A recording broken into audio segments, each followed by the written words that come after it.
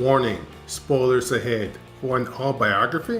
Whenever someone uses the term comic book movie, they're of course referring to a superhero movie. So when the topic of the best comic book films come up, the top is usually Spider-Man 2, The Dark Knight, The Avengers, and now Captain America Civil War.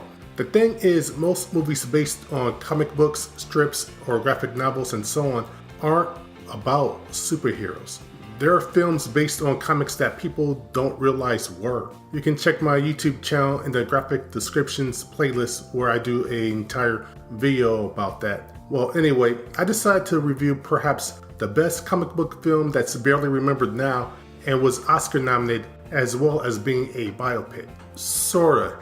It's a bit complicated, but let's take a look at the 2003 film adaptation of Harvey Pekar's American Splendor. American Splendor, the film, is at times a loose adaptation of Harvey Pekar's autobiographical comic of the same name. What makes Harvey so interesting that he deserves a film about him? Well, he was a middle-aged cantankerous VA file clerk who got popular writing a comic book about his observations of everyday life, while also surviving 3 marriages, the loss of his voice, as well as with at least 1 bout of cancer and many bouts of depression. I think that's a pretty good basis for a movie, but hey, let's take a look at the film. The movie begins in 1950 on Halloween in Cleveland, where we see a bunch of kids in costume at a house trick-or-treating. Let's see, Superman, Batman, Robin, the Green Lantern, and a miniature George Costanza? It's Harvey. He didn't even bother with a costume. After getting flustered by the line of questioning from the lady at the house, he just up and leaves, wondering why people are so stupid. I can't believe she was giving away caramel apples, unwrapped no less. This scene may seem a bit unbelievable. There's a reason for that. This never happened. The filmmaker put this in as a way for us to get a handle on how Harvey's going to be for the rest of his life.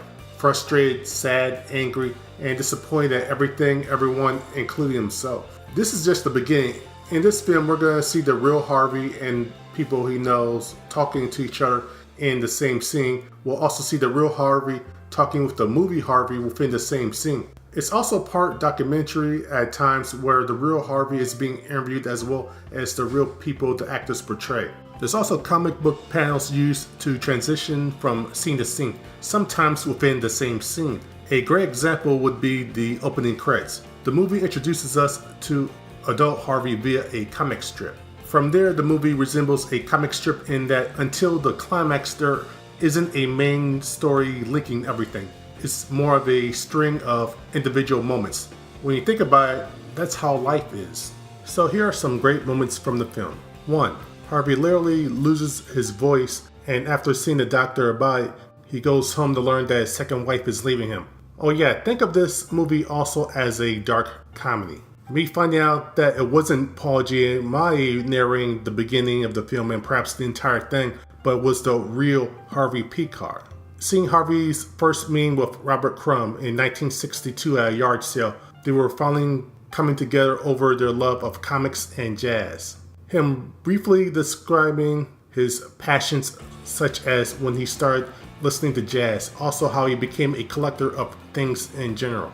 The moment Harvey realizes he's sick and tired of being sick and tired of where he's at in life and tries his hand at drawing comics, he fails hilariously. Harvey's frustration with people at the supermarket and comic book Harvey is talking to movie Harvey. Mad surrealism at its best. This event leads to Harvey coming closer to finally realizing American Splendor. Next, when Crumb offers to illustrate Harvey's writings and American Splendor finally comes out, we finally see Harvey happy. He even says that today doesn't suck anymore, it's only a semi-bummer day. The introduction of his future third wife, Joyce, and their unconventional love story, movie-wise anyway. Eventually we get to hear from the real Joyce when in between scenes she and Harvey are being interviewed. She basically says what we already thought up to this point. Harvey likes to focus on the gloomy, depressing side of life in his comics. Perhaps he gets some sort of perverse joy from it, or maybe he thinks the constant negative of life will sell more than the positive. I guess the best way to describe Harvey and Joyce's relationship is the wrong people meeting at the right time. There's genuine love there, but both of them are severely broken. At times during the film, I thought they might only be together because they don't think either can do any better. A heartbreaking scene is when we realize that Joyce desperately wants children, but Harvey had vasectomy before they even met, which is something you probably should discuss before getting married. Oh well. This adds to Joyce's downward spiral and to their eventual separation. This does get resolved by the final act. I have to admit I did get a little misty when that did happen at the end. Also, Harvey's initial reaction to the final climax to this relationship conundrum is priceless. David Letterman. We see footage of Harvey from his appearances on The Late Show. It's uncomfortable and funny, but the most uncomfortable scene is when they recreate his last appearance when he goes off on Dave. You can still find that at some places on the internet.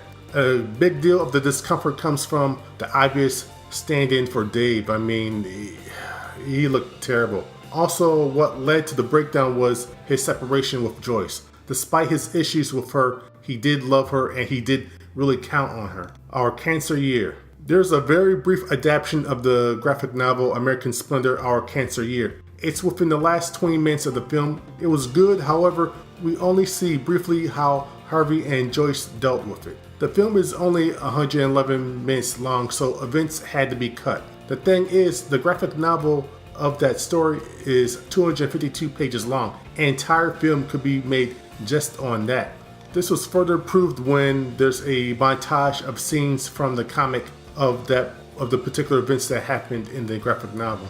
The film jumps ahead a year in the last 9+ minutes of the film. Harvey is in remission and he and Joyce are at a signing for Our Cancer Year, which they both co-wrote. The adaptation of Our Cancer Year was only 10 minutes long. If this film were made today by a more indulgent director, the film would have been almost 3 hours, and that part of the story probably would have made up an entire hour of it. In the final 5 minutes, we see the film transition from movie Harvey to real Harvey walking down the street. This leads to us seeing the real Harvey at his desk on his last day of work.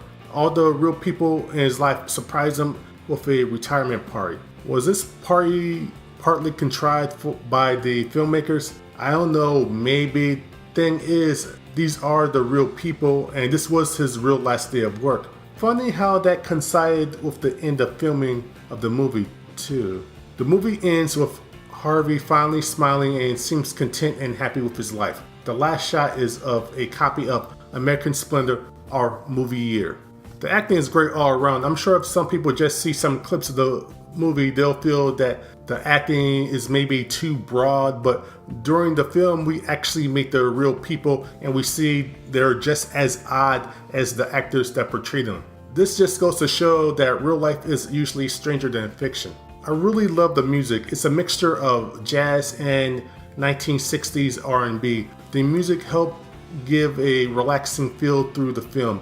I thought about if the music wasn't there, then this movie would have been a real tough slog to get through.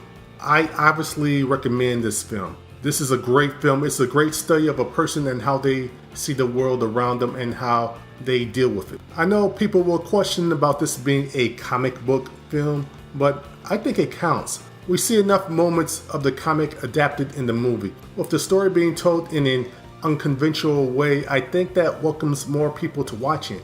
Do you like comedies, documentaries, dramas, or biopics? Well, here you go. I get the feeling from listening to Harvey and from this film, what he really wanted was a legacy to matter. With the work he created in the latter half of his life, he did that. Of course, he also created a family along the way. He seemed to want to be remembered. I understood this feeling because before I retired from the phone company, I realized that if I died right then and there in my apartment, no one would know for months. I'd be easily forgotten. I wanted to create something so I could have a legacy, a form of immortality. That's why as a failed artist, I keep trying because I'm sure I'm not going to get married anytime soon and it's probably too late to have kids. So this is the only way I can have a legacy. It's the main reason why people have kids is to create a legacy. I'm about the same age that Harvey was when he started American Splendor. If he can succeed after all that time, there's a chance that I can too. So I suppose the main reason this is one of my favorite films is that I have a personal connection to it. It helps that it's also a great film as well.